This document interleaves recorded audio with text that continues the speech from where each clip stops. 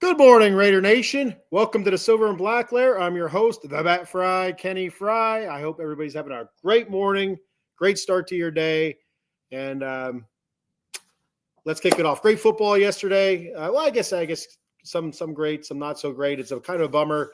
I was really hoping that NFC Championship game was going to be a little bit closer, just because I know both teams, had a terrific season. The Commanders, hats off to them. Absolutely. Had a great season. I guess you can kind of say they came out of nowhere to be in the spot that they were in. Nobody really expected that. You didn't know what you were getting in a rookie quarterback and all that good stuff. So many different changes. Daniel Snyder being out now, and I don't remember if this was his first year being out, or a couple seasons now. But there's been changes going on. And of course. New offense, new offensive coordinator. We all know about that. So we won't get too much into that. Picking out old scabs here, so we won't even get into that part of it.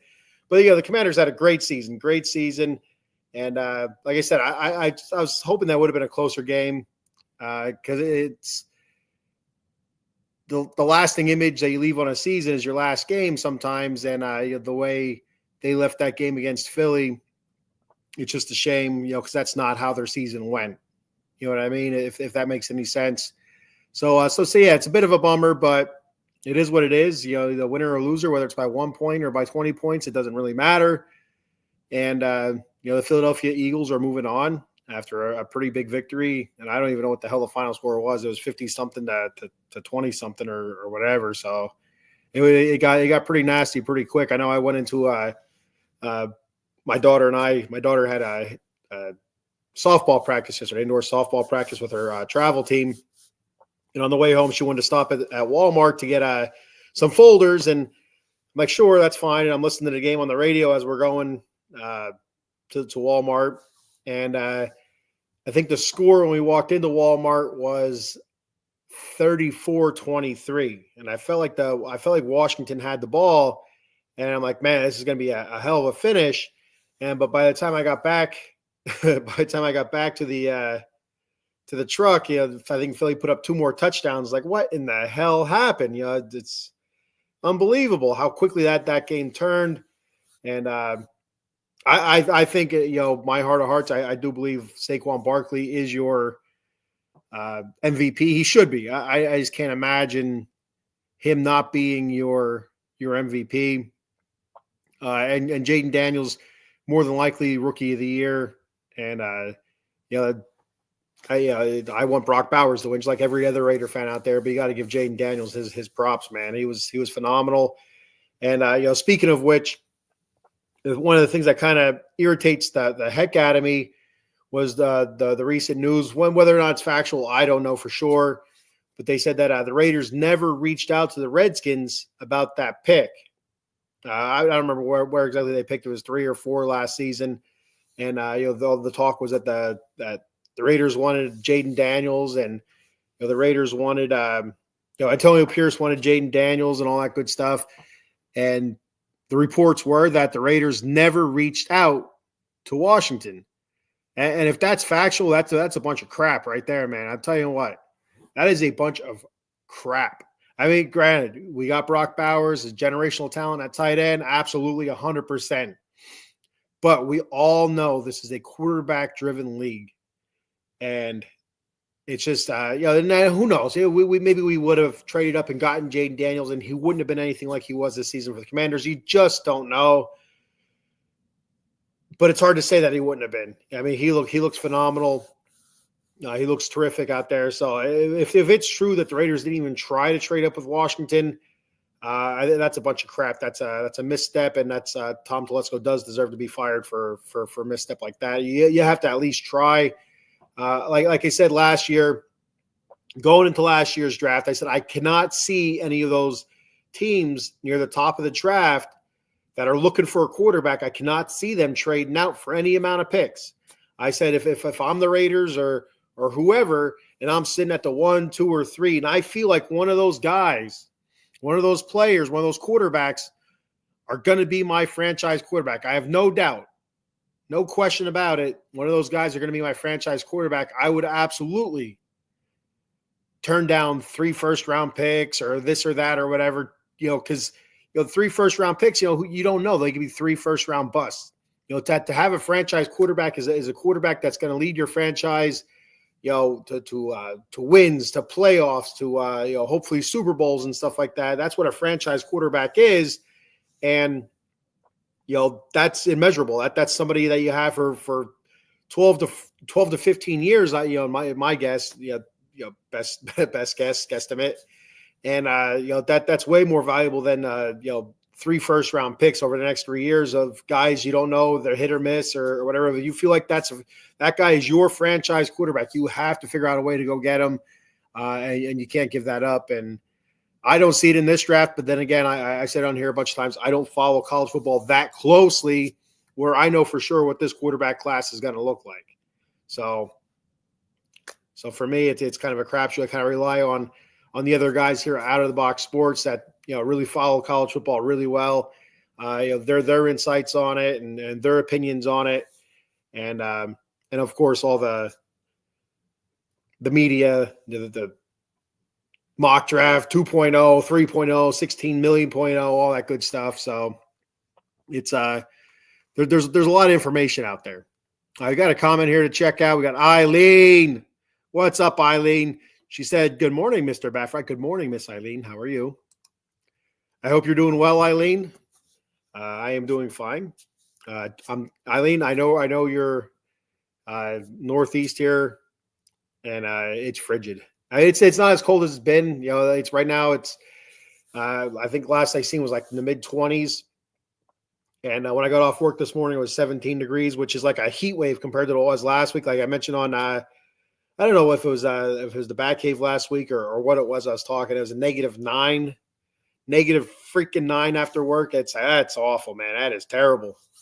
I don't like that at all. Getting too old for the cold. I don't know. I used to like the cold. I used to enjoy the cold. I used to enjoy the snow. I hate it. Hate it now. Hate it. So, all right. So, moving on from the Eagles game, we also look at the Kansas City Chiefs and the Buffalo Bills. Oh, I was rooting for the Bills so hard, and I would imagine a lot of Raider fans were. A lot of NFL fans were, and a lot of Taylor Swift haters, and I have no problem with Taylor Swift. I have no problem with them showing her 10 million times a game. That doesn't matter to me. I mean, it does not matter to me. I mean, if I'm going to be 100% honest with you, so you watch New York Jets, okay? Who do they show a lot? When the Jets are playing well, which isn't all that often, recently, but they show Fireman Ed, right? Kind of like their mascot. They show him a lot. Who else do we got here? You see, random cheeseheads or whatever in Green Bay. They show them a lot, or the Minnesota Vikings. There's that one dude that's dressed like a Viking, in the stands. They show him a lot. The Raiders, we have like Gorilla Rilla and the whole black hole. They show them a lot as well. So I mean, I get it. She's a highly successful pop star and you're sick of seeing her or whatever. But, to me, it's just like, she's a Kansas City Chiefs super fan right now, just like, any other fan that goes to games that gets a lot of camera time because they stick out for one reason or another. Now she sticks out for her superstardom and of course who she's banging. And of course we all know she's banging a douchebag, Travis Kelce. And I'm telling you, and I can't stand Travis Kelce. And I've said it many times over, long before he dated Miss Taylor Swift. I can't stand Travis Kelce. And it just it proves my point again last night, watching that game. I think it was Patty Mahomes scores.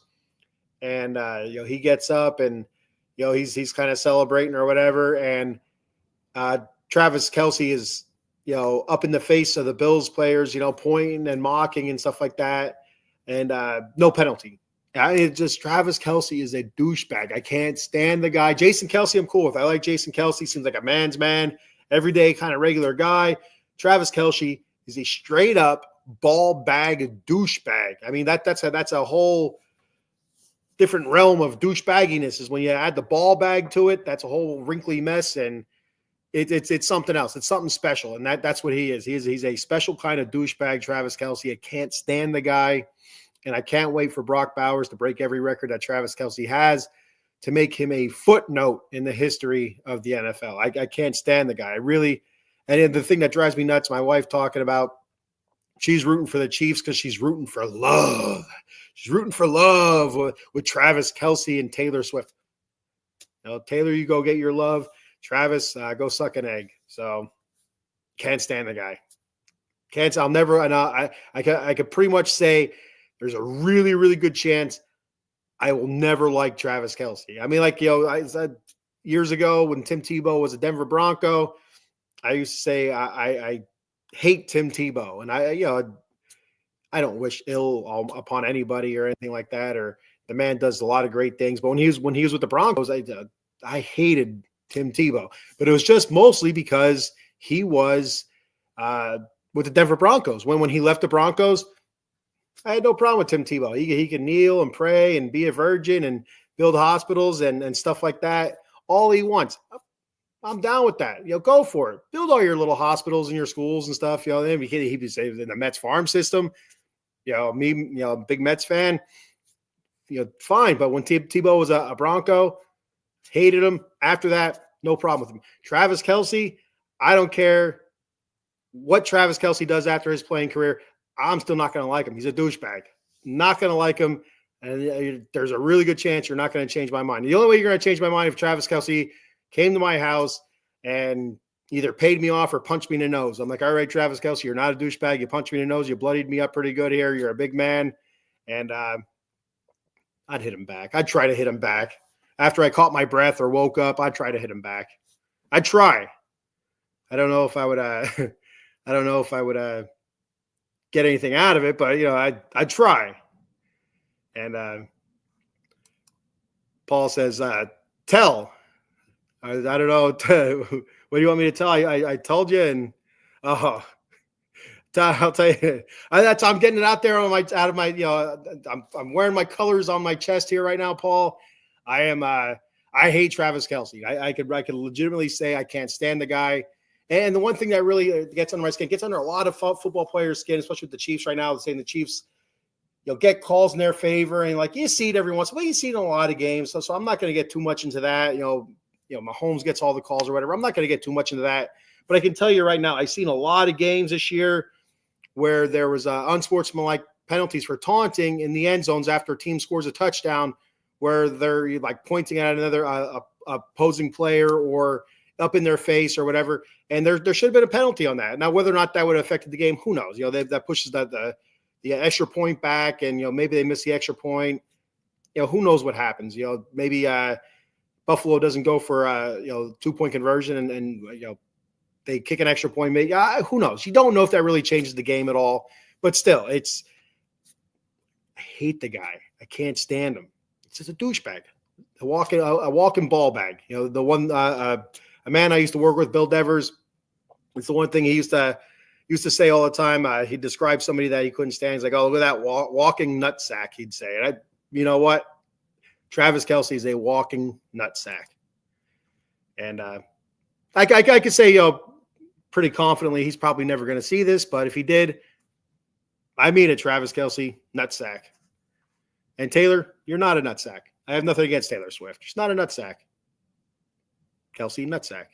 If they had a kid, I wouldn't call it a nutsack, but maybe partly nutsack. I don't know. Anyway, off the nutsack now. I'm going to move on to the Raiders. Raiders hiring John Spytek as their GM, as their GM, a 5-year deal. And so I don't know a whole lot about the Spytek. Not a lot of he's been in the league a long time, 25 years, 23 years. He's entering his 23rd year in the NFL. Last was it 9? I think with the last 9 with Tampa Bay. He was just their assistant general manager back in 23 and 24. He was the VP of Player Personnel 21 through 22, Director of Player Personnel 2016 to 2020. So he's been with Tampa Bay for a while during some successful times and stuff like that, some transitional time. But again, during that time, Tampa Bay has been fairly decent. That they haven't really had that season or back-to-back seasons where they're bottom dwellers, bottom feeders. You know what I mean? Like they didn't have a prolonged period of downtime while he's been there. So whether or not that means anything, I'm not really sure. I mean, like, what do you actually control? When you're like, the VP of player personnel, the director of player personnel, or the assistant general manager. I like you are a part of it, but like, how much pull do you actually have? I'm not really sure. I'm not really sure how much pull you actually have. But you're a part of it. You're a part of the team, so you get credit, and he gets credit.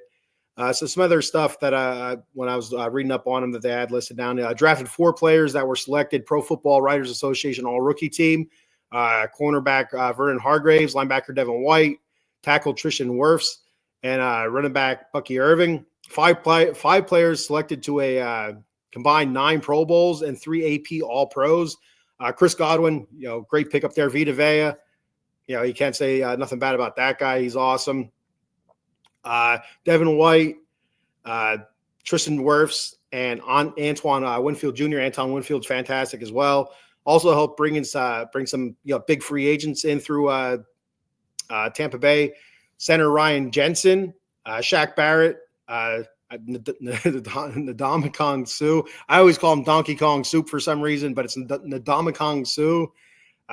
That's a name that you haven't heard of in a couple of years since he's retired. And the nasty defensive tackle, nasty in a couple different ways. A bit of a butthead out there. Some cheap shots and stuff like that. But also, just very good defensive tackle.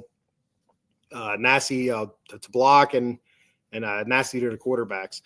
Tom Brady, Baker Mayfield, and also Jason Pierre-Paul, Gronk. Brought those guys in as well. So, yeah, some huge free agents he helped bring in to Tampa Bay, to help them with some of their successes. Before Tampa Bay, he spent 3 seasons with Denver. I hate Denver, so we're not going to get too much of that. He was their Southwest area scout in 2013 and their national scout in 2014 and 15.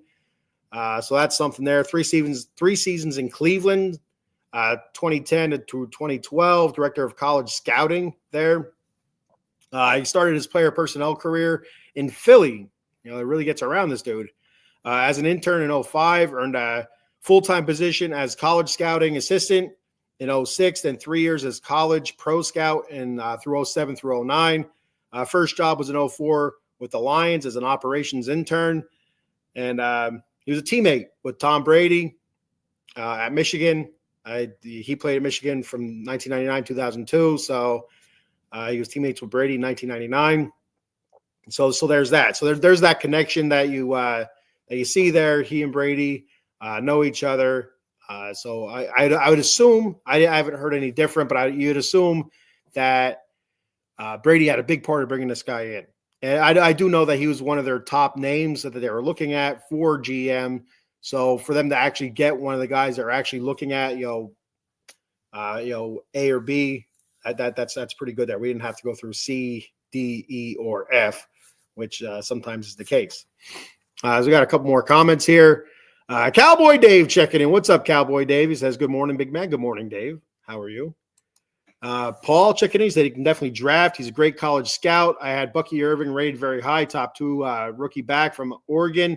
And he said late 4th round. So, yeah, I mean, the proof's in the pudding. I don't know what round did they select Bucky Irving in? In the 2nd round. Okay. So yeah. So, I mean, and he had a hell of a season. So, no slouch there. And, like they said there, Pro Football Writers Association All-Rookie Team. And, speaking of which, a couple Raiders made that this year. Brock Bowers and Jason Pierre-Paul. Both those guys were selected that are Pro Football Writers Association All-Rookie Team as well. I wanted to throw that out there. Kudos to them. JPP started off kind of slow this year. I missed the first couple of weeks due to injury, a bunch of training camp due to injury. Came back off to a little bit of a slow start at guard. I think once they moved him to center, he really took hold of center, that position, and kind of made it his own. And then he moved him back and forth between guard and center again. And pretty much that's his position moving forward. That's where he should have been to start. He was a center in college. That was his main position, JPP. And for them to move him to guard and not utilize him in the where he was best suited for it, it just doesn't make sense to me. Like, yeah, okay, he could play guard, but he made his name as a center. So why would you not put him at center when I get it. You just signed Andre James. I don't know. I'm not sure exactly what the contract was. It was 2 or 3 years. And, but still, you move Andre James, move his ass out the guard. You know what I mean? It's you brought this guy in here to be your center, make him your center right away. Like, why wait? So now what happens is he takes the position from Andre James. Andre James gets hurt. I think it was halfway through the season. JPP moves right in there. JPP's doing a much better job than Andre James was. So now it's his position. Now you got to figure out what the hell we're going to do with Andre James. Do we cut him? Do we keep him? What are we going to do? I assume we're going to cut him. That's going to be a little bit of a cap hit, but not too bad, I don't think so. But, we could have just kind of bypassed all that and signed somebody else last year, let Andre James walk. And, we had JPP there and let him actually play his freaking position. I don't know. So we started off with the GM. One of the mistakes the Raiders I felt like did last year, they signed the coach before the GM. I feel like the GM should have some sort of say in the coach that they're going to be working with. And I don't know how much of a say John Spytek had in it, because he wasn't officially a Raider for too long before the Raiders hired their next head coach, which is, 175-year-old Pete Carroll. And again, I talked about this last time I was live, the Silver and Black Lair, when I was talking about coaching candidates. And, of course, we all had our big name out there, Ben Johnson, but he goes to Chicago. And I'll tell you what, most of Raider Nation and, some other bigger Raider podcasts really thought that Ben Johnson was a shoo-in to be a Raider. And, kind of had me believing as well. And, for him to sign with the Bears, it makes you wonder, like, what happened? Like, what went wrong? Where it seemed like it was a foregone conclusion that Ben Johnson was going to be in the Silver and Black as soon as the Detroit Lions season was over. What went wrong? I haven't heard anything official yet. I know Hondo Carpenter has talked a lot. He has a lot of connections with the Raiders, on the inside, whether it's players or team personnel on the inside, whether or not it's through there. But he did say a couple times that he'd let us know once he finds out officially what the issue with Ben Johnson was. Was it something, was it the quarterback issue? Maybe he felt stronger about Caleb Williams in Chicago than he did about nobody with Las Vegas. I don't know. That can kind of sway you a little bit. Maybe he thought that the Chicago had a brighter future quicker than the Raiders would. I'm not sure. So, I'm interested to hear what the issue was there. But the whole time, the Raiders' top choice was Ben Johnson, and their second choice, from everything I've gathered, from weeks of listening and reading and stuff like that, it's their second choice has been Pete Carroll, and it's kind of surprised me when his name first showed up. It's kind of out of left field, but my original thought was the dude is freaking so old. Like, what are you going to get out of him? But then you kind of look at it, what? Pete Carroll, a ton of energy still when he was coaching. And he doesn't coach like a 73-year-old or a 74-year-old or whatever he was. He's 73 now. He'll be 74 during the season. So I guess he was 71, 72 when he was coaching last, something like that. And he doesn't coach his age. And just a lot of spunk yet, a lot to give yet. And so I'm willing to give him a shot and see what happens there. I mean, what's the worst that could happen? We've been losing for 20 plus years now. I mean, can it really hurt? Can it get any worse? I mean, be honest with you, we've had coaches that were jokes. We've had coaches that were we're good that we let go, for one reason or another. I really like Del Rio, and the reason the Raiders let go of him, I'm still not even quite sure on that. I feel like I don't know if that was the whole John Gruden waiting to come in there, or if there was another issue besides that. Then the whole John Gruden thing, I really felt like John Gruden was really starting to turn the corner with the roster, despite their lack of drafting well in the early rounds. I really felt like he was starting to mold the team into what he wanted it to be, and with the contract that he had, he was going to be around a long time yet. But then the whole email scandal happened, so he was gone there. But then we've had stinkers, Dennis Allen and what the hell's his name? The lad that's at Ole Miss. I can't think of his name right now off the top of my head. But we've had guys like that as well. Since then, and so there's been some pretty bad ones. And Hugh Jackson. That's another guy who I thought would have stuck around, but he didn't really get an opportunity. I don't think. I feel like I think he was the interim coach, and I think maybe did he get one season and that was it? I think that's what it was. Yeah, that's it, Paul. Lane Kiffin. I could picture him, with his visor and stuff like that, and that goofy look he used to have. But I think part of the issue with Lane Kiffin when the Raiders hired him, he was really young, he was really green under the gills. So I don't know if that was it or not. But he was pretty bad as well. And AP, and I'm going to get to a couple comments here before I get into AP. Steve, hey, what's up, Steve? Sorry about your Commanders. You can check Steve out on Tuesday nights, 8:30 p.m. talking Washington Commanders. Bummer, dude. I thought it was going to be a closer game, but a great season for the Commanders. It is what it is. There has to be a winner, there has to be a loser, whether it's 1 point, 20 points. A loss is a loss.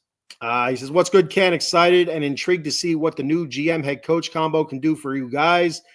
Looks like a good pairing on paper, probably the best one in the last few years. Probably I'd agree with that. At least since Gruden. Like I said, I felt like John's really starting to turn the corner with the team, despite all the debacles, Antonio Brown and whatnot, and like the ton of misses they had in the first rounds, the early rounds of the draft and such. But I really feel like they were starting to turn a corner a little bit with the team and whatnot. So it was a bit of a bummer with what happened there. And then going to Josh McDaniels and AP, it's been a rough 20 plus years, to be honest with you. It's starting to wear on me a little bit. Paul says Ben Johnson went with the team with the weapons. I feel he didn't want to go to a division with a fourth best quarterback in a stacked division, Mahomes, Herbert, and Bo Nix. Well, and so like there's a couple different ways I look at that.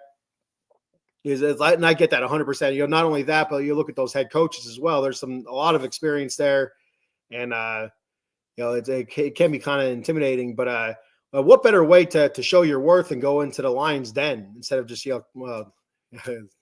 no pun intended there. What better way to make your name than go into the lion's den and grab them by the tail? But I get it. Take the easy way out. That's fine. You can't fault them. You really can't fault them. Chicago might be the better situation, but we'll have to wait and see what happens. You'll see what he can do with Caleb Williams and the other weapons they have there, and how they draft and whatnot, and see what happens. SoCal, what's up, SoCal? Thanks for checking the show out. Appreciate it very much. Why was Ben Johnson the first choice? The reason I think he was the first choice, to be honest with you, SoCal, is he was the hot offensive name. And the one thing that has really plagued the Raiders the last few seasons, probably since Gruden, is there has been no offense. I mean, you could probably count on 1.5 hands how many times the Raiders scored more than 20 freaking points. 20. That's straight up garbage. So I don't know if that's it, but he was the hot young offensive coordinator that everybody wanted, and that's the only thing I could think of. He's innovative, young, hot, upstart. So it's besides that, this is his first head coaching job, so you don't really know what he's going to bring to the table. How's he going to do?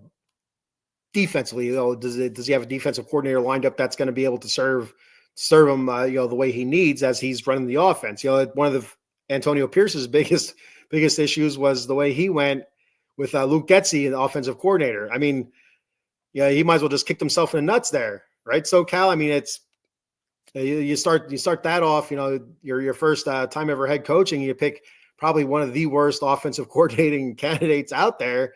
It's like, damn, man, there had to be somebody else. I mean, to be honest with you, there had to be somebody else. It's yeah. I mean, yeah, and we can get into that again. The whole offensive coordinator, Luke Getsy, and I don't want to do that. It's just sour grapes now. That's the only reason why I think Ben Johnson was the first choice, was because of the lack of offense with the Raiders and over the last couple of seasons, and it was a glaring issue. When the defense played well, there was still no offense. Even though this past season, you'd say the first third of the season, the defense was trash, but they really turned it around the last 2/3, half of the season or so. But still, there was no offense to complement it, so no wins. Lane Kiffin from earlier. SoCal says, will the Raiders take a quarterback in the draft? And you know what? I didn't think they were going to have the chance to without trading up. But now the latest mock I seen, I don't remember who sent the mock out, but they have Tennessee Titans taking I believe is a wide receiver at 1, but I could be wrong about the wide receiver. But they're taking not a quarterback at 1, which would surprise me. Tennessee saying they're moving on from Will Levis. They need a quarterback. They need a quarterback, and are they going to go free agency? Or are they just going to look later rounds, or what are they going to do? Or they're looking for like a long haul rebuild where all right, let's look next year, kind of tank this year and look again next year. I'm not really sure. But if that happens, you can see it where the Raiders will have a chance at Shedeur Sanders. So we'll see what happens. I think I don't know. I'm not confident in either of these. The two big name quarterbacks out there are Cam Ward and Will Levis, or not Will. Cam Ward and Shedeur Sanders. I have mayonnaise on my brain with Will Levis there. So I'm not 100% confident in either of those guys being able to take the Raiders any higher than where they're at right now. But I don't know. Again, I've mentioned this at the beginning of the show. I don't watch a whole lot of college football to be able to say who's good and who's not good. I just kind of, like I said, I rely on the opinions of the other hosts here on Out of the Box Sports. So those guys watch a lot of college football and are pretty knowledgeable about it. And I kind of listen to their opinions about it and what the other experts are saying, and kind of go off of that. So, but if they have the chance, if they have a chance, they probably should take a quarterback with their first round pick. And even if they have to trade up, they probably should do it. I could think of a million different other needs that they have. But I'll tell you what, if Tom Telesco was still the GM, they would sit right where they're at number, 6 or 7, and they would pick, the best player available, just like they did last year. And again, you can't really fault it too much because we got Brock Bowers, and, the dude was phenomenal. Bigger than anything we would have thought he would have given us. But, I think he would have did the same thing this year. There was, one thing that I did read about Tom Telesco was that he's not one to move around in the draft. Where he's at is where he's at. He's going to take the best player available and move on. So, but I do think they should take a quarterback. But they have a ton of cap space too. They have the second most cap space in the league, and so there is that opportunity where they do look free agency. Maybe they look at a quarterback later rounds, like a Jackson Dart or the Ewers kid out of Texas, or who else is there? The Alabama kid, I think. I can't think of his name. I don't know.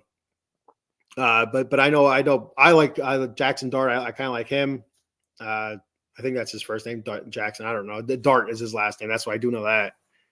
So, do they go free agency with quarterback there, kind of like a bridge quarterback, and see what they got? Maybe later rounds, try because it doesn't have to be a top 10 pick. A quarterback doesn't have to be a top 10 pick. There's been a ton of quarterbacks over the history of the NFL that have been, mid to late first round, or even second, third, fourth, fifth, sixth round. There's been plenty of quarterbacks that have done great over the years that weren't top 10 quarterbacks, picked in the top 10. So you just don't know. You don't know. No matter what, it's a crapshoot. There's nobody that's really a definite. especially this year. I don't feel like any of the quarterbacks that are coming out are definite. This guy is going to be the guy that's going to lead you to the promised land, or at least out of the hole that we've been in for a long time. Paul said, "Who's your OC now?" I feel Darrell Bevis might be the guy. Reunited Seattle. Only mistake he had is give the ball to Marshawn Lynch. I haven't heard a whole lot about offensive coordinators or anything like that yet, so I have no idea who they're even looking at. But that makes sense. A little bit of comfortability between Pete and Darrell Bevis. So you never know. But I haven't heard or seen anything. I was actually Googling it yesterday, and I didn't see anything, about Pete, who his potential coaching staffs might be or whatever. So I'm not really sure. I just hope it's somebody that has a competent offense and something that we have the personnel that can actually run the offense. We have the personnel that run the damn offense. I'd feel much better about it. I think one of the biggest mistakes that the Raiders made was not re-signing Josh Jacobs, and they brought in a run-oriented offensive coordinator, and they got rid of their top running back. So what does that tell you? So wasn't going to go well. Steven says, if Brady wasn't a part owner, do you think the GM head coach choices would be different? Probably. Jesus Christ, I don't even know where they would have went with it. To be honest with you, so Brady, my thought is Brady was 100% spy tech. All right, that's all. I feel like that's all Brady. They were teammates at Michigan. Was there in Tampa Bay when Brady was there. What else? It was they have that relationship, but the whole Pete Carroll part of it, I'm not really sure how much Brady had a part of that.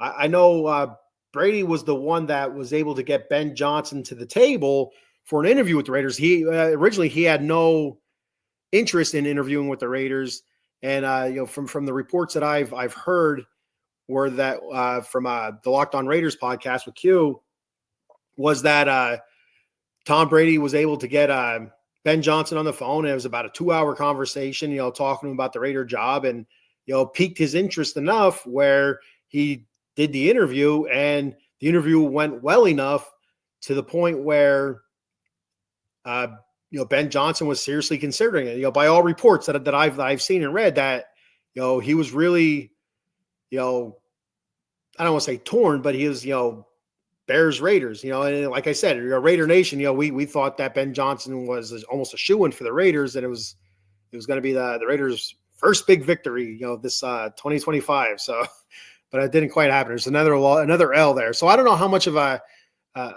hand Tom had into with Pete Carroll, but I'm sure if Tom wasn't there, it would be different. It would be different because there'd be different people in Mark Davis's ear about it, and some of those guys just have not steered him in the right direction as of recently. So it'd absolutely be different, and I couldn't even guess as to which direction it would have went into.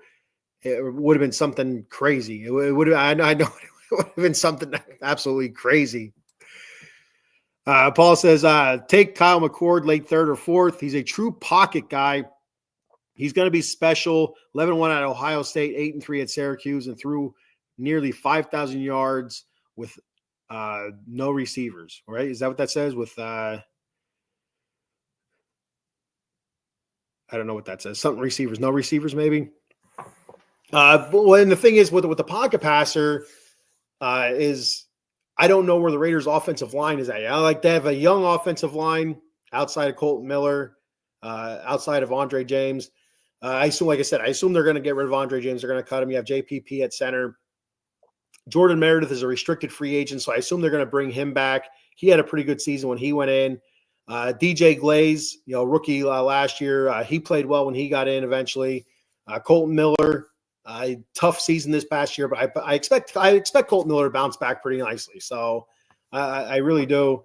And Dylan Parham, kind of up and down this year because due to injury. But when he wasn't there and he was healthy, he was very good.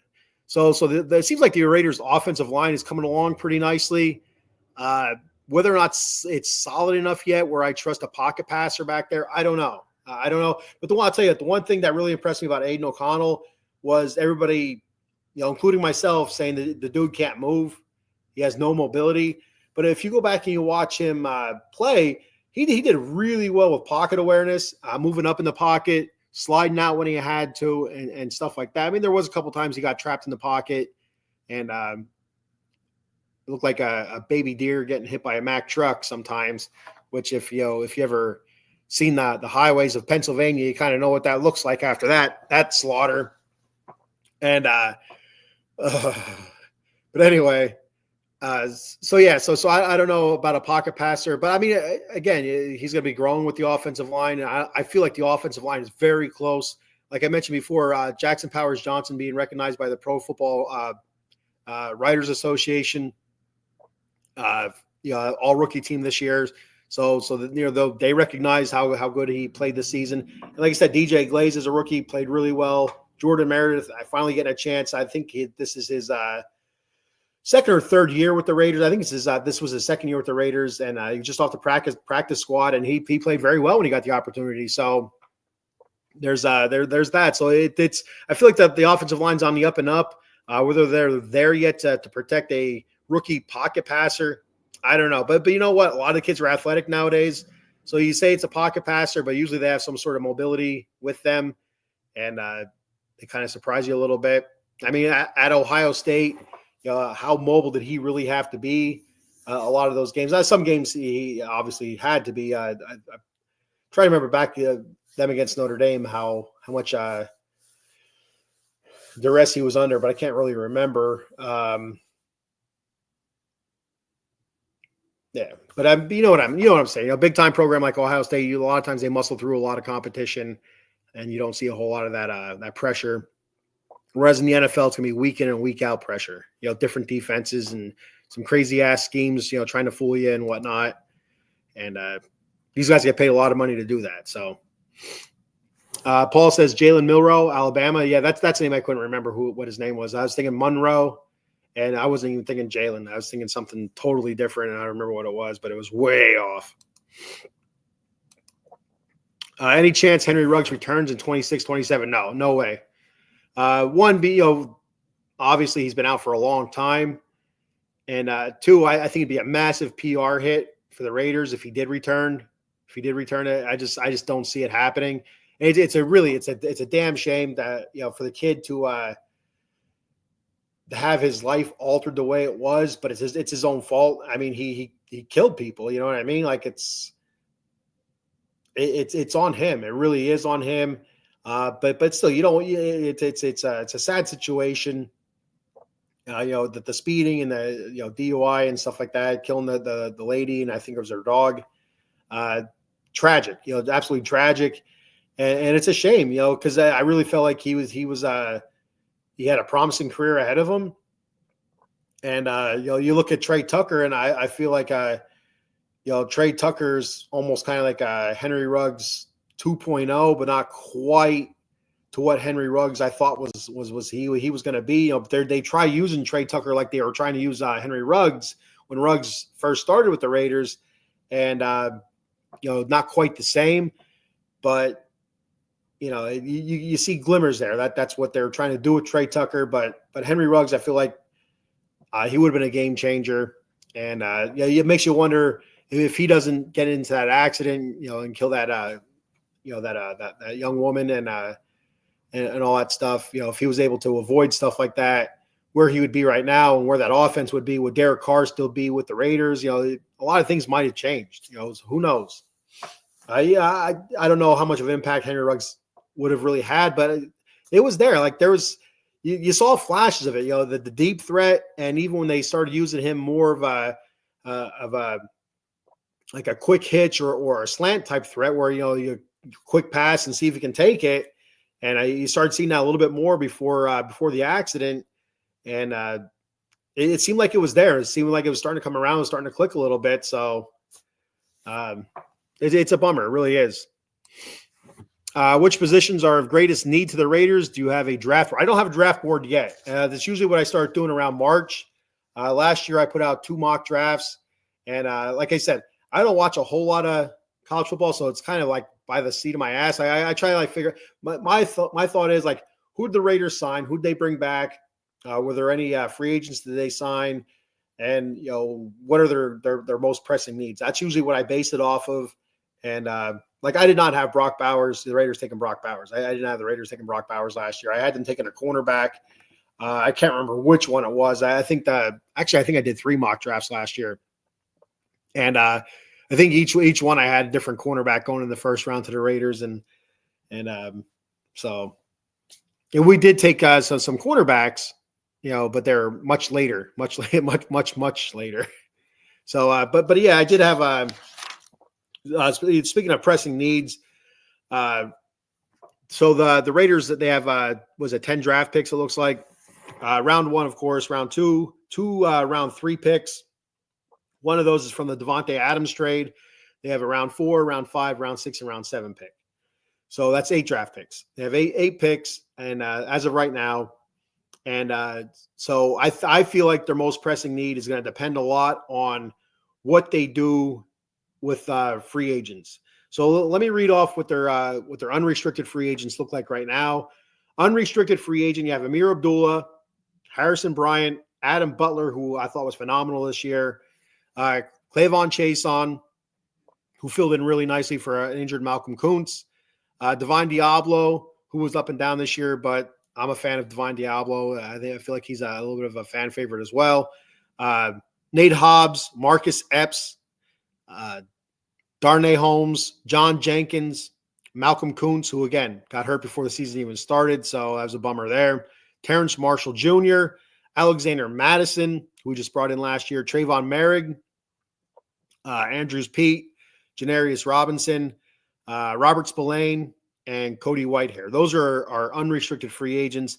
My thought right away is you sign Spillane, you re-sign Spillane, re-sign Adam Butler, try to bring back Nate Hobbs, Trayvon Merrick, try to bring those guys back and go from there. That's my thought. Anyway, I feel like he definitely had to bring Spillane back. I feel like he had to bring Spillane back. He's been phenomenal. He had a career season in tackles this year. He was awesome. He was awesome in the middle. Restricted free agents, you have Zach Carter, Luke Masterson, Isaiah Palamau, Desmond Ridder, and DJ Turner. This is the other guy. If you're letting a Marcus Epps or a Nate Hobbs go, you have to re-sign Isaiah Palamau. Yeah, you absolutely have to re-sign Isaiah Palamau. I feel like at the end of the season, he got some playing time, got a good bit of playing time due to injury to, I think it was Hobbs, and or was it Epps? One of the two were hurt. I can't remember which one it was. Actually, they might have both ended up hurt by the end of the season. But Isaiah Palamau was awesome. He was fantastic. I really liked him. They have to re-sign him, I do believe. So those are your restricted and your exclusive rights free agents. You have Matthew Butler, Kai Blue Kelly. I don't know if I can say his name. Kanuai Mauga. I think I did all right there. Jordan Meredith, Charles Snowden, and Sam Webb. And I think you bring Jordan Meredith back. I think you bring Jordan Meredith back. So once you do all those moves, I think your first look is defense. I think you look at defensive tackle or linebacker. And so you bring Adam Butler back. You have the return of oh Christ. I can't. I'm spacing on his name now. We just picked him up last season. Christensen. No. Yeah. You know who I'm saying there. What the hell's his name? It's not Christensen. I can't think of his name right now. But anyway, so he's coming back off injury. You have Max Crosby returning from injury. But I feel like you need a little bit more depth at defensive tackle. So I feel like you go defensive tackle or linebacker. So if you're losing Divine Diablo, Luke Masterson at linebacker, keep Robert Spillane. We did bring in Tommy Eichenberg last year. He didn't get a whole lot of playing time, if any playing time at linebacker. He did a little bit of special teams, but very little linebacker play. And so I think you look linebacker again. Offensive line. I think you go defense first. I feel like you go defense first. Well, obviously quarterback first, defense, and then you look offensive line, maybe wide receiver. Not sure what what's going to go on with Jack Jones. Do they move on from Jack Jones? They look to trade him. Do they release him? I'm not really sure. I guess DeCam Richardson, he played all right the last game of the season against the Chargers. They picked that lad apart. Like he was a unrestricted free agent rookie or whatever. So it's the greatest need is quarterback, obviously quarterback. But after that, I would say you probably go defensive tackle, defensive line, and linebacker. That's who I think their top three needs are is quarterback. You know what, running back too. Do not have a running back. So I'm going to revamp that. I go quarterback, running back, defensive line, linebacker. Those are their four top needs. Definitely need a running back. They have no running backs. Zamir White is not the answer. Amir Abdullah, I wouldn't be opposed to them bringing him back. Unfortunately, got hurt, but he also had a nice I guess final game you'd say before he got hurt in that game. Rushing for over 100 yards, career game there for him. But I wouldn't be opposed to bringing him back, using him as a third down back again. But besides that, I wouldn't bring Alexander Madison back. Zamir White, I don't know.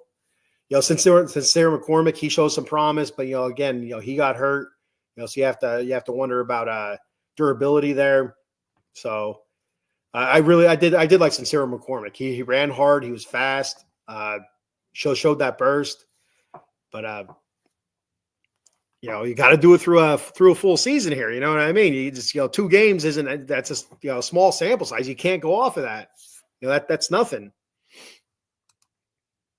Paul says, I feel like this is going to be an offensive heavy draft. Raiders running back, quarterback, O-line, wideouts. Yeah, definitely quarterback, running back, Paul. And like I mentioned about O-line, I think you're looking more depth. Excuse me. Like I said, Colton Miller, Dylan Parham. Like I said, I assume all these guys are gonna be coming back. I know there was some question about Dylan Parham, possibly being traded a lot during the season last year. I don't know why they would even do that, because he was probably their most consistent offensive lineman throughout the season when he wasn't hurt. He did miss a few games due to injury, but it took a little while for JPP to come along. But when he did, he was very good too. But so Colton Miller, Dylan Parham, Jackson Powers Johnson. Like I said, you have Jordan Meredith. He right now is an exclusive rights free agent, or at least when the league year starts there in I think it's March. And then DJ Glaze, the rookie tackle. So offensive line depth is pretty big there. You need to look offensive line. And then wideouts, and that's the other, I think the other glaring one. But I'd rather see him go linebacker before wideouts. But like you said, it's a heavy offensive draft, so there might be one of those drafts where you can find really good wideouts or really good. You always find decent offensive line, late in the drafts too. That's not a big issue there. But running backs. The position's becoming more important again. You see it a lot with Josh Jacobs and of course Saquon Barkley bringing a little bit more prominence to the position as of late. So you feel like there's going to be more of a resurgence at the running back position. So you have to wonder with so few running backs that get taken in the draft. It seems like, and I could be wrong about that. I don't know. It seems like there's not a whole lot of running backs that get taken during the draft. So you have to wonder, how soon do they come off the board? And you have to worry about teams overreaching then, just because there's a resurgence in a position like the running back position. And that's always my biggest concern with the Raiders with anything is the overreaching, because we've seen it so many different times, a la Darius Hayward-Bay. probably a guy you could have gotten a 4th, 5th round. They took in the 1st round. Talk about overreach. Jesus, Christmas. So, but definitely running back's going to be a big one this year. And again, like I said about quarterback, do you go free agency? I don't know what kind of free agent pool is going to be out there for running back. So I can't even really comment on that. Would you take a flyer on Sam Darnold to groom your rookie, or maybe T. Higgins, wide receiver, long shot, Justin Fields, quarterback, that will cheap? Well, and so the biggest name now I've been seeing, which kind of makes me quiver a little bit, is the whole Russell Wilson thing. Russell Wilson and Pete Carroll instead of mended fences. It's like, oh dear Lord, I'm not a big Russell Wilson guy. Russell Wilson puts up some decent stats, like some respectable stats. Doesn't turn the ball over a whole lot. Fairly accurate. But as a bridge quarterback, I'd be willing to have Russell come in on a 2-year contract and just that's that. But I just get kind of squeamish when I think about Russell Wilson with the Raiders. And as of that, Justin Fields, I'd absolutely, take Justin Fields. Absolutely. And that's somebody who I thought they should have taken last year, especially when they bring in Luke Getsy, his offensive coordinator in Chicago. You're like, well, Justin Fields is definitely coming now. And, half the Raider Nation didn't want it. Half the Raider Nation did want it. I was kind of on the side of, all right, let's bring him in. What's the worst that could happen? And we didn't bring him in. So it is what it is. But Sam Darnold, I'm not sold on Sam Darnold at all. Not at all. So I'd rather not. And it's especially grooming a rookie. I feel like he's, I don't even know how long he's been in the league for, 4 or 5 years now or whatever it is. He's not that far removed from being a rookie himself. So somebody, I'd rather have Russell Wilson groom my rookie, which I don't know. Just the thought of that makes me send shivers down my spine. Just those words. I don't know. But definitely Justin Fields. I definitely take a look at him. Absolutely. And T. Higgins at wide receiver. Yeah, the Raiders had the money. Why not? Right? If he's willing to come here and not be an issue, I say bring him in. Devontae Adams turns out to be a bit of a diva, which surprised the hell out of me. I never heard a bad word about Devontae Adams before he came to the Raiders. Maybe the Raiders brought it out of him. I don't know. I don't know. Or maybe Mark Davis gave him too much of a say or too much of a leash, if that makes any sense, where Devontae wanted the respect of the owner coming to talk to him, as to what moves were going to be made. And, my thought is like, well, who the hell are you? You're the wide receiver. You're not the general manager. You're not the coach. You're not the, scout or whatever. You're the wide receiver. You're not even the quarterback, dude. You're not even the quarterback. Not even a captain. I think he was a captain eventually, but you know what I mean? Like you're a guy that we brought in, we traded for, that's who you are, and you'll know when everybody else finds out. I don't know. That's my thought on it. Now you go to somebody like Max Crosby. I feel like that's a little bit different. He's been a Raider since day one, and he is the face of your franchise. Devontae Adams was never the face of the franchise, and I could understand him going through Max Crosby, saying, hey, this is what we're going to be doing. This is what we're looking at, just to give him a heads up. But, Devontae Adams, you're just the wide receiver, dude. You're just the wide receiver. And, he got butthurt over some stuff. I'm not sure what or what the issue was. But, I don't know. But, yeah, T. Higgins is absolutely, phenomenal wide receiver. So anybody would love to have him on their team. Cam Scatterbo, running back for Arizona State, late 3rd round. He's a top 3 running back. He fits the lunch pail fit of the Raiders. I want him for the Cowboys. Yeah, that's the horse of a running back, dude. I mean, like the only thing that had me concerned about him watching him play against who the hell was it? It was in the college football playoffs. It was a phenomenal game. But like how tired he got. Like granted, the dude was running hard, running hard. But he was struggling. He was really struggling, and he was only at like 25, 26 carries. And my thought was, he needs to be conditioned a little bit better. But I mean, like the way he was running, it's like you can kind of see, every hit, though his legs continuously moved, he's dragging people and moving piles. So, I would absolutely love Cam Scatterboom. Absolutely, because you're right. He fits that lunch pail type running back that any team would want. And my first thought was Mike Allstott.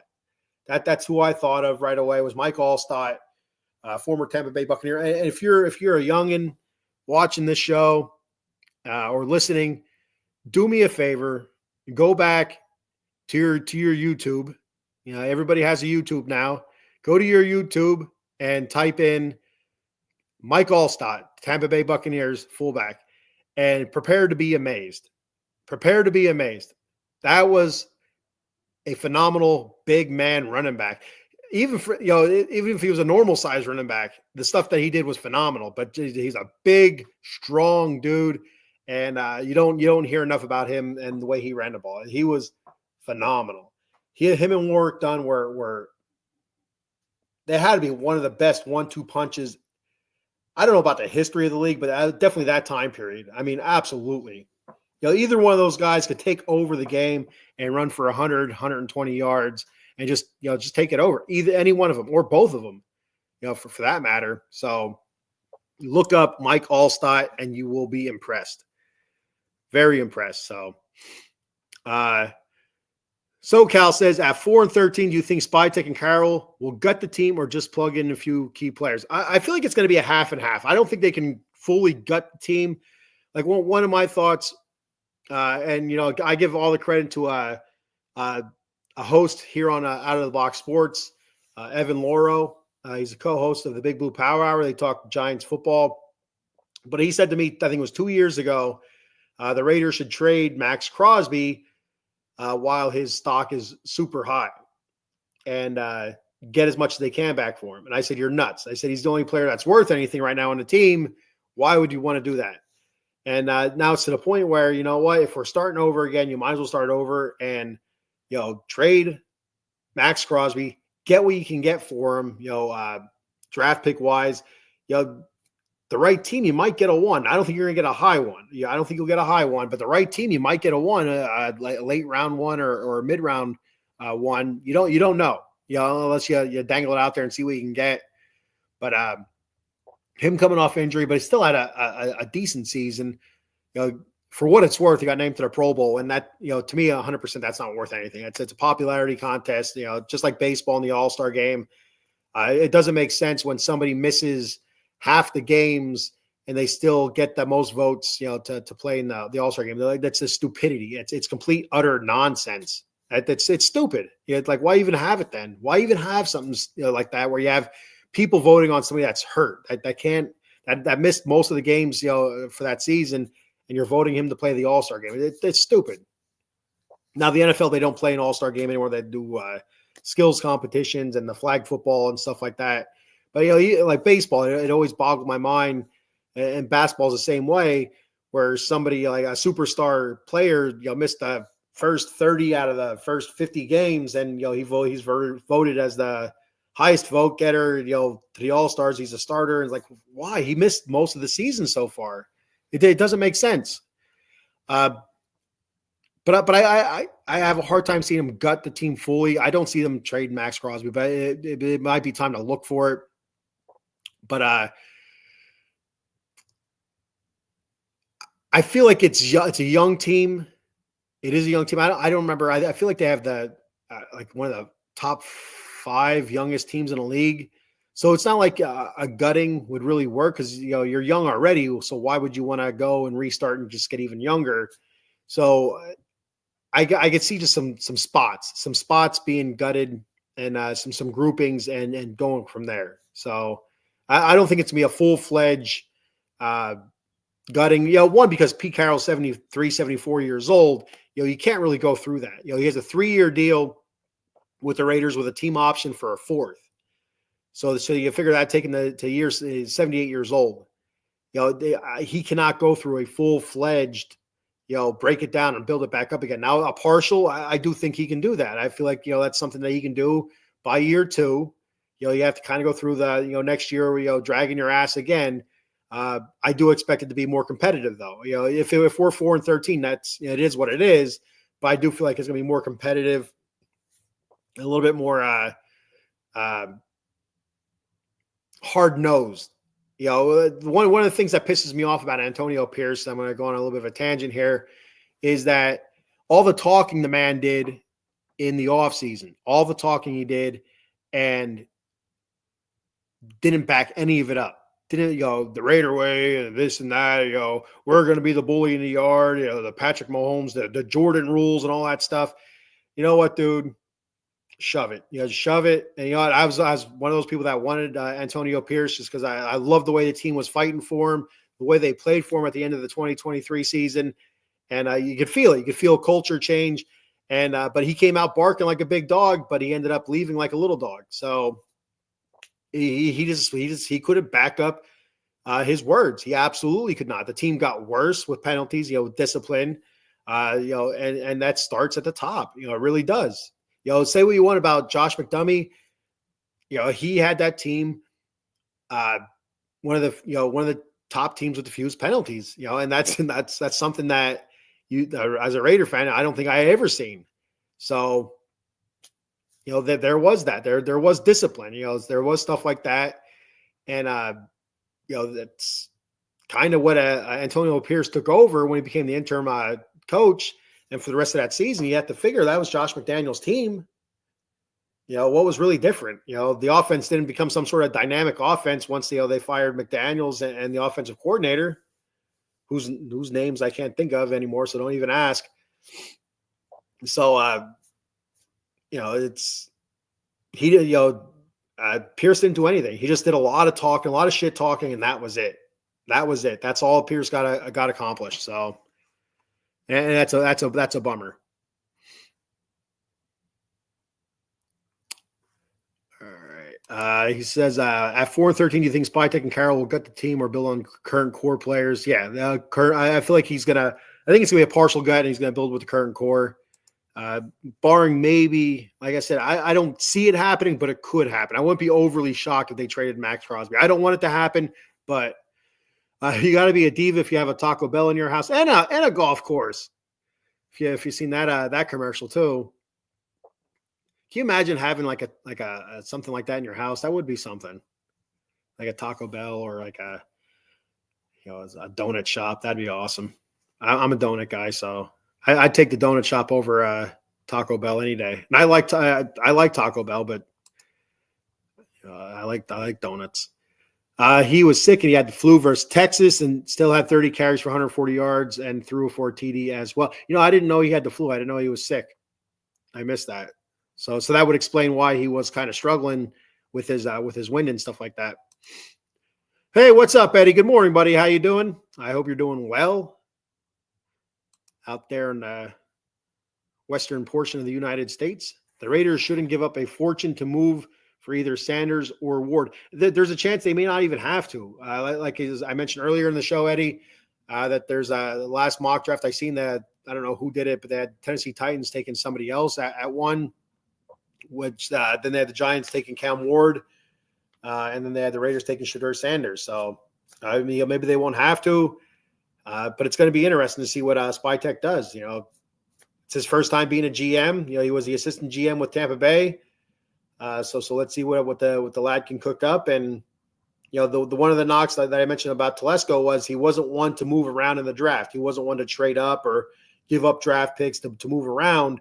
So I feel like if Telesco was still with the Raiders as the Raider GM, that there wouldn't even be a question. We wouldn't move anywhere. We wouldn't even try to move. So like I mentioned, my frustration with the reports were that the Raiders didn't even call Washington to move up, where all the talk was that Antonio Pierce wanted Jaden Daniels, and if the Raiders didn't even call about it, then what the hell was the point of even talking about it?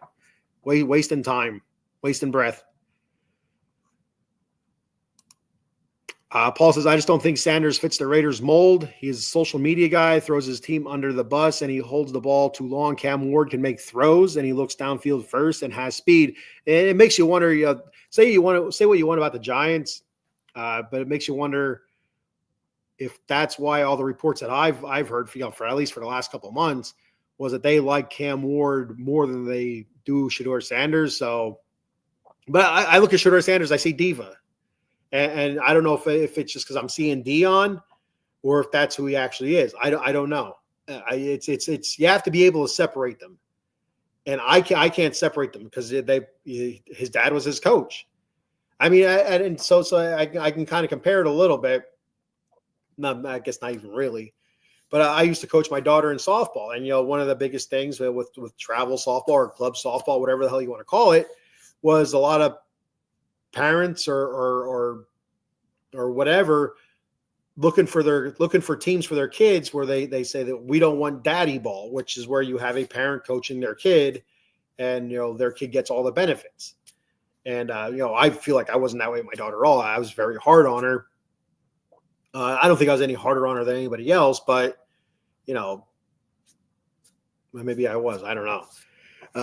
But anyway, if that makes any sense, you get daddy ball with Dion and Shedeur. So can you separate the two? Like when you're analyzing Shedeur Sanders and you're not only looking at his play on the field, but you're looking at the human being in it.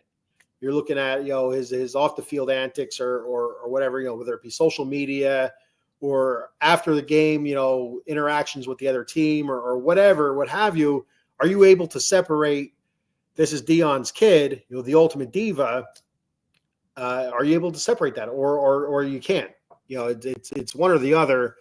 It's not like, well, maybe it's one or the other, and I don't think I can. So I look at Shedeur as a diva. I mean, does that mean he can't play quarterback? No, but where you have a diva, that leads to a lot of problems. Whether that's the locker room, internally, front office, or even fan base. Eddie says take McCord or Dart later in the draft. I like Dart, but again, I don't know a whole lot about it. Eddie says put a Chick-fil-A in my house. They wouldn't be open on Sundays, Eddie. What would you do on Sunday? You sit outside your in-home Chick-fil-A and just wait. Protest.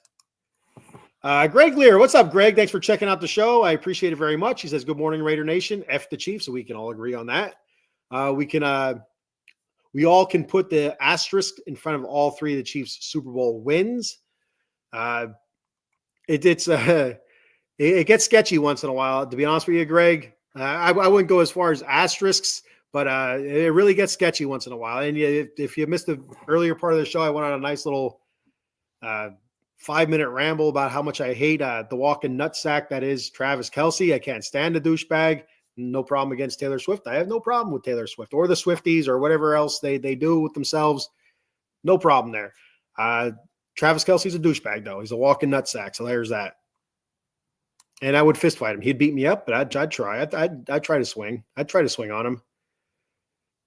It's one of those things like if you ever seen a grown man out of shape, overweight, try to get into a fist fight, he loses all balance and coordination and ends up falling on his face. That's what would happen to me. To be honest with you, I'm not going to lie to you. I'd try to take a swing at Kelce, but like all that adrenaline my body's not used to having, and it'd be so out of shape and old. I'd go to take a swing and my leg would buckle and probably tear like a ligament or something. I'd go down on my face and whoever's recording on their cell phone, because that's what people do nowadays. They record it with their phones. They'd be laughing at me and I'd be an internet sensation, and not in a good way either. So I'd take my shot at it. It'd be worth it. Greg says, I even predicted Chiefs was going to win it all. Not hard to read through the NFL BS anymore.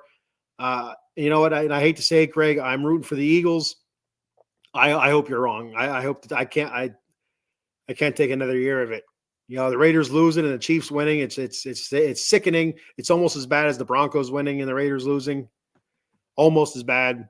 But even though the worst part is, I think I mentioned this earlier. My wife, the turncoat she is, She said she's going to root for the Chiefs because she wants Love to win. I said, what the hell do you mean you want Love to? What does that mean? Travis and Taylor. She said she wants to see Travis propose to Taylor. So they can propose anytime. They said screw Travis Kelce. Said, no problem with Taylor Swift here, but yeah, it's Love. And she's like, what are you saying? I can't wear Chief stuff. I said, you're damn right you can't wear Chief stuff in the house. 25 years or no, what are we at now? We started dating in 98, married in 06. You do the math. 25 plus years together, I'm finally putting my foot down. There will be no Chief stuff in the house. None. Zero. I might even ban red for a couple of weeks. Absolutely. Roger Goodell and referees been rigging the Super Bowl for years, scripted as fuck. This is why I don't get mad. Be glad other fan bases are realizing it now. That why I feel like they've been realizing it for a while. I mean, that's every week. There's a Chiefs game. You see it on the TikTok or X or wherever. All the clips. And I'll tell you what. I'm not going to get into it too much because I'm going pretty long here now.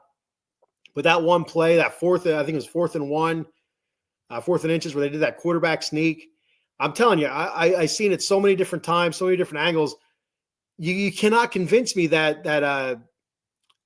he didn't get the line to gain. You can't convince me that he didn't. He absolutely got that first down. I just don't understand. I don't get what they saw. I do not understand what they saw. To say he didn't get the first down there. You had the one referee coming down. He's on the right side of the line saying it's a first down, indicating it's a first down. The other lads on the other side saying he was short. And then, for whatever reason, the referee that said it was a first down bumps into a lineman. And all of a sudden now he's like, oh, no, never mind. It's short. It's like, what the hell is that? And then they review it. And and it's they said he was short. I'm like, I watch him like, how is that short? He just had to get to I don't know what yard line it was. Let's say it was the 40. I'm not really 100% sure what part of the field they were at. But all he had to do was the tip of the football had to touch that line there. That's where it looked like the first down marker was to me. And it looked like he had it by at least almost a half of football in my eyes. Even the referee extraordinaire that was in the booth with the guys, said that he had it by at least a third of a football in his estimation. Like, Jesus Christmas. Well, what the hell's going on down there? It makes you scratch your head once in a while. It does not make me feel crazy or look crazy. No, everybody sees it. Now, how far you want to go with it, I mean, that's up to you. I look at it. You can't win or lose a football game on just one play. There's 70 other plays or 50 to 70 plays, per team. So there's so many different ways you can affect a football game. So it can't really come down to those one or two plays, but those are some pretty big plays that mean a lot. But you could point to a bunch of different areas, that Bills lost the game at. It's just it's those moments that shine the brightest, though, that everybody points to, including myself. So I'm just as guilty as everybody else. Sanders, just another Caleb Williams. Caleb Williams might be good. Ben Johnson, Eddie, you don't know. Caleb Williams might be good. A lousy teammate who throws everyone under the bus. I don't know. Is that something that Caleb Williams has done? I don't know.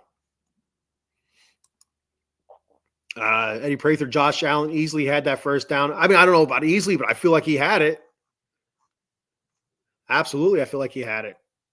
Yeah, I can't be convinced otherwise. Just looking at it, I don't know. Paul says if Titans take quarterback Cam, 2 Browns take Abdul Carter, 3 Giants Shador, Raiders are out of the quarterback market in draft. Would you take best 2-player in history, Travis? Yes. Absolutely. Yeah, I'd take that. I'd take Travis Hunter there, especially if Abdul Carter isn't there anymore either. Like you said, you have the Browns taking Abdul Carter at 2, Titans taking quarterback Cam Ward at 1, and Giants with Shador at 3, which that's how I actually do see it going. unless the Raiders are able to trade up with the Browns at 2. That's the only choice they would have, and then select a quarterback later if they can't do it. But yeah, I'd absolutely take Travis Hunter. He was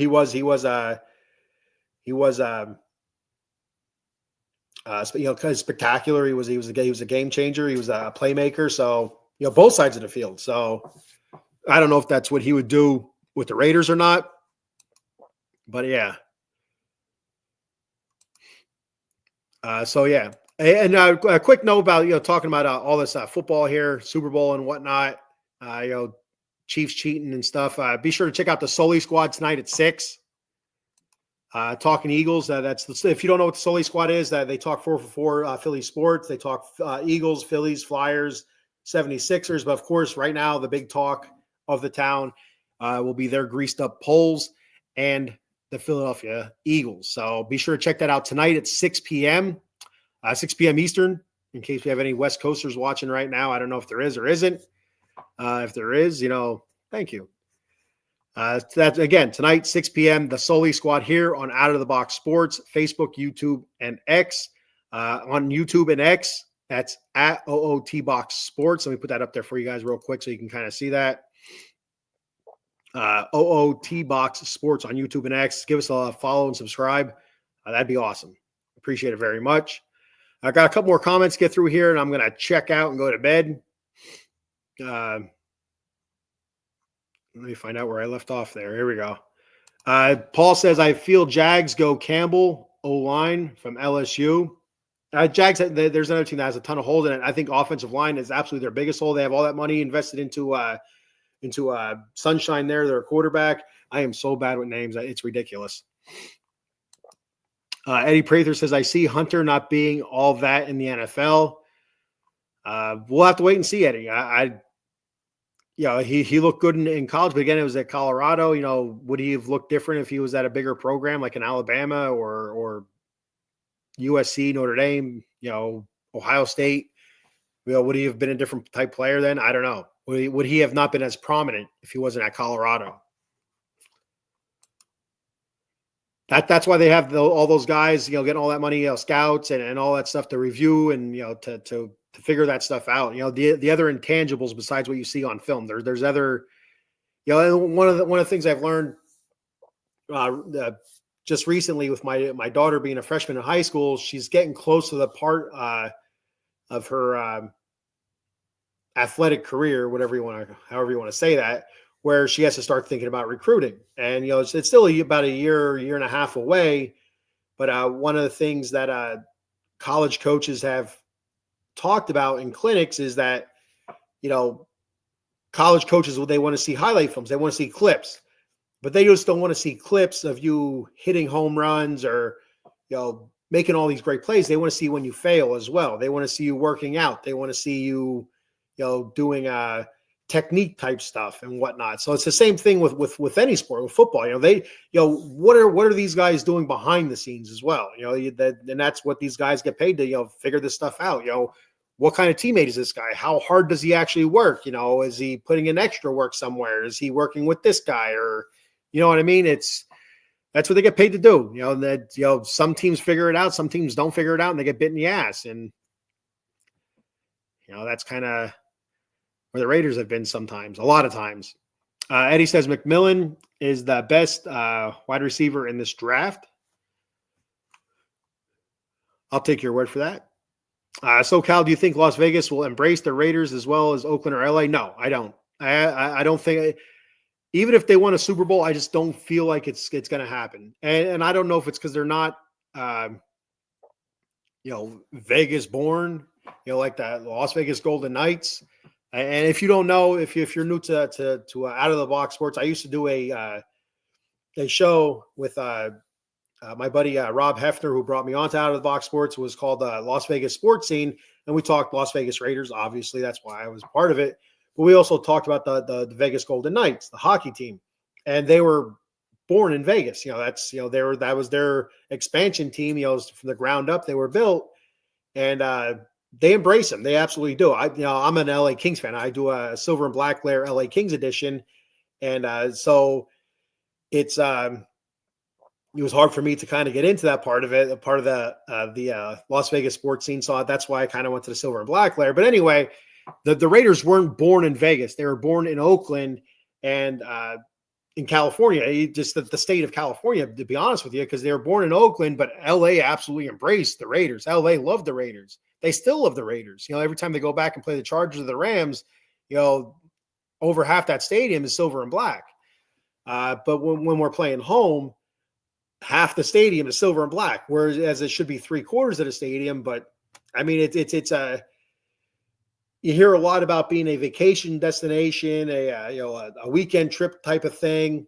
So you're going to get a lot of a mixed a crowd in there. You're going to get a split, more so like you see a lot of that in Dallas. At least you did anyway. And I can't really compare it to hockey because whenever I see a Golden Knights game, it's 90% Golden Knights fans and 10% opposing teams fans. And it's hard to compare. One, because hockey's not nearly as popular as what football is in America. Two, there's a lot more hockey home games than there are football home games. And it's just, I don't know. It feels like because it was built from the ground up, it's more of a home team than what the Raiders are. And I just feel like the Raiders are the stepchild, and it is what it is. And I've seen comments online about stuff like that, and I've seen clips where a concert, somebody performing a concert was wearing a Raiders jersey, and they booed him until he took it off. I'm like, what in Las Vegas, like, what the hell is that? So I mean, it doesn't seem like it. I don't think they'll ever be as well embraced as they were in Oakland or LA. And I still wish they were in Oakland. I love just saying Oakland Raiders. I just feel like it flows. It sounds right. It sounds normal. And there's a stigma. They had a swagger in Oakland, and it's never going to be again. So Eddie said he had Josh Allen had it by a yard. I don't know about a yard, but he had it. I definitely think he had it. Greg says Commanders push Kush was funny as hell to me when number 4 Luvu and the defensive line were trying to jump the snap early. Yeah, that was getting a little bit funny, a little bit. I have never seen it. Actually, I've done that, something like that in Madden. It wasn't because they were doing a tush push or whatever. It's just because I was getting pissed off that the other team was getting ready to score, so I just kept jumping off sides and stuff like that. But they were trying to time it, and you look at that, but then you look what the Chiefs did to the Bills. I mean, the way Tony Romo was talking last night, the Bills tush push was just as good as the brotherly shove, and just as unstoppable. And I'll tell you what, the Kansas City Chiefs made that look ridiculous. They stopped it quite a few times and legit stopped it. Not referees helped them stop it. They legit stopped it. I mean, I don't know why the Buffalo Bills, after the first time it didn't work, where he went left, why they'd try it again. To me, that's asinine. Absolutely asinine.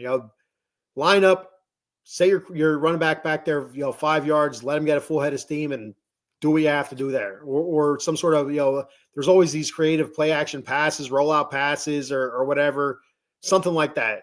You tried your tush push, you always go left. It got destroyed. And then you tried it again. It got destroyed. Why would you do it again? It didn't make sense to me. I knew what you meant. I knew what you meant by that. All right.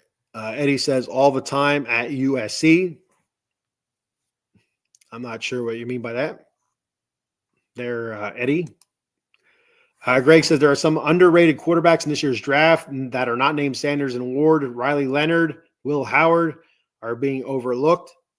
I don't know. It says some may disagree. I'm not really sure. Again, I don't really follow. I really don't follow a whole lot of college football, but I'm not really sure about Riley Leonard or Will Howard. Those are names that I really haven't heard of. Some people aren't really high on them, especially Riley Leonard, I think. And so, yeah, I'm not 100% sure about that. Maybe if Chiefs win, the AFC West division wins the Super Bowl, Lombardi stays at the AFC West division. Would that make the AFC West division the best division in football? Greg, would that make that the best division in football, you think? In your opinion, Greg, your opinion, I don't know you, you don't know me. Who do you think was the best division in football this year? In your estimation, and why? And why? What made them the best division in football? Or what would you consider the criteria for the best division in football this year? Not in the history of football, just this year. I'm curious to see what you'd say. Paul checking out. He said, great show, brother, as always. Thank you, Paul. Eddie says, Caleb Williams throwing people under the bus at USC all the time. Okay, I wasn't sure where you were going with that, Eddie. But okay, I know Caleb Williams cried a little bit at USC. That's all I remember about Caleb Williams at USC. So I can't really say a whole lot on it. But yeah, so real quick before I check out, there's a couple things I want to get out there. So if anybody out there listening or watching or gonna watch it or listen to it later on, if you're interested in doing your own show, please reach out to our producer. Paul Spencer on Facebook, shoot him a message through Messenger, or even if you have to go to Out of the Box Sports on X, OOT Box Sports, and hit him up on a DM there, and let him know if it's sports or entertainment, whatever. So let us know your idea, your thought, and we can see what we can do. Because we already have a bunch of shows here already with different teams, so we're looking to expand more. I mean, we have the whole NFC East covered right now. We have the Giants, we have the Eagles, we have the Cowboys, we have the Commanders. It'd be awesome if we can get maybe the AFC West or maybe the AFC North. Who knows? So a whole division in the AFC would be awesome. But yeah. So if you're interested in starting your own show, and it's fun. It is a lot of fun, and it's nothing that's too hard. Some notes. That's what I do anyway. Because I forget a lot. I mean, that's my biggest thing is I can't remember anything for whatever reason. I think maybe I'm soft in the head sometimes, but yeah, it's a lot of fun doing this. I love it, and everybody else that's on the network, they love it. And so yeah, if you're interested, hit up Paul Spencer on Facebook, or shoot a OOT Box Sports a DM on X, and let us know your thoughts if you have any ideas or whatever. I got one last comment here before I jut out of here. Greg Lira says AFC West had 3 teams versus NFC North with 3 teams in the playoffs. So if Chiefs win the Super Bowl, it will make the AFC West look like the best this year, while NFC North teams were like one and doneers. Yeah, so if you go by record wise, the NFC North might have. I'm not really sure 100%. Like I'm not a mathematician, but I do believe they had 2 14-3 teams. I think this year. In the Lions, I think the Lions were 14-3 or 15-2. I don't remember, but Lions and Vikings, and you also had the Packers. I think they're 11-6 maybe or something like that. And of course, the AFC West, you have the Chiefs, the Broncos, and the Chargers. And in my opinion, with the Chiefs just making it to the Super Bowl, that gives them the edge over the NFC North, in my opinion. But they had 3 teams. The NFC North had 3 teams. That puts those 2 at the top. And with AFC West advancing at least to the Super Bowl, I feel like that gives the AFC West the advantage over the NFC North. And that's my thought on it too. So I think we're on the same line there, Greg. So hey, Greg, I appreciate you checking out the show. SoCal, Eddie, Paul, Cowboy Dave, Eileen, everybody for checking the show out. I appreciate it very much.